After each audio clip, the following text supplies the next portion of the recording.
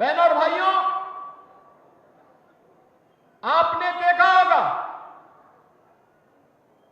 ये पश्चिमी उत्तर प्रदेश, जहां का हमारा अन्नदाता किसान अपने खून और पसीने से धरती माता में सोने उगलाने का काम करता है, अपनी मेहनत से, अपनी पुरुषार्थ से पूरी धरती में फसलें लहलाती भी दिखाई देती हैं तो सोने जैसा एक महक देती है। और बहनों और भाइयों, इस पश्चिमी उत्तर प्रदेश को समाजवादी पार्टी की सरकार कहां लेके चली गई थी?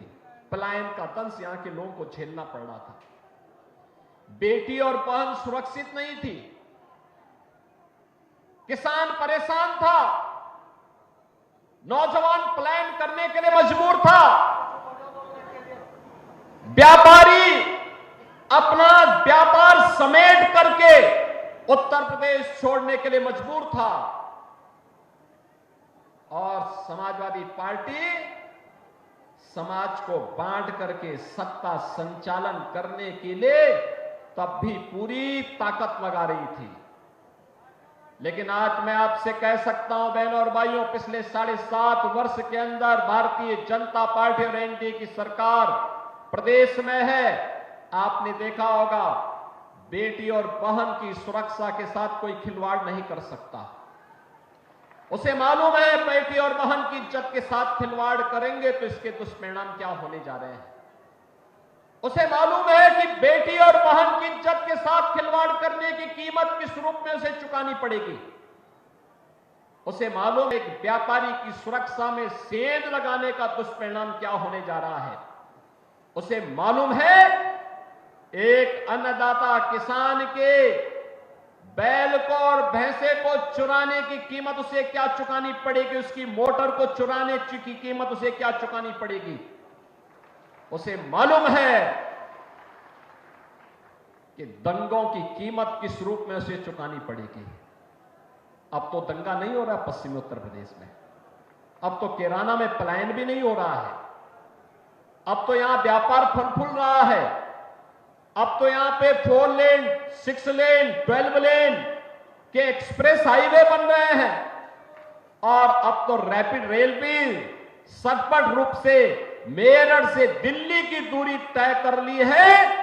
और ईश्वर चाहेंगे, मां गंगा की कृपा होगी तो मुजफ्फरनगर भी बहुत जल्दी इस सुविधा का लाभ प्राप्त करने के दिशा में अग्रसर होगा।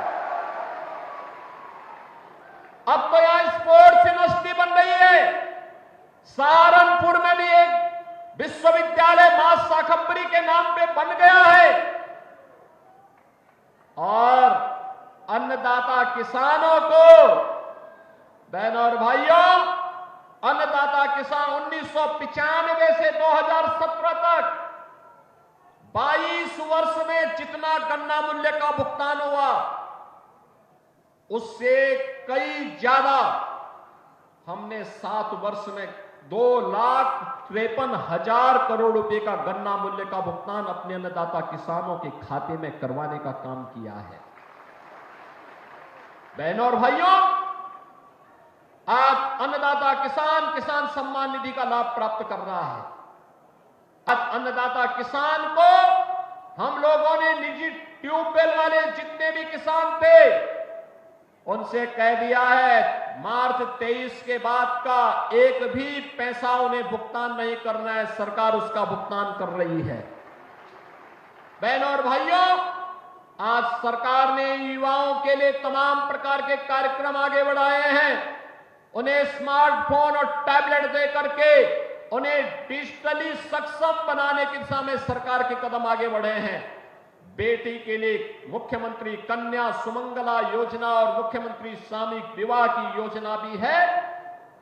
तो चीनी मिलों के पुनरुद्धार के कार्यक्रम को भी आगे बढ़ाने के लिए हम लोगों ने शुरुआत की थी। ये मेरा सौभाग्य है कि किसानों के मसीहा भारत रत्न चौधरी चरण सिंह जी की पावन कर्मभूमि छपरौली की चीनी मिल से हम लोगों ने शुरुआत की थी और मोराना की चीनी मिल होते हुए आगे सिलसिला लगातार आगे बढ़ता रहे।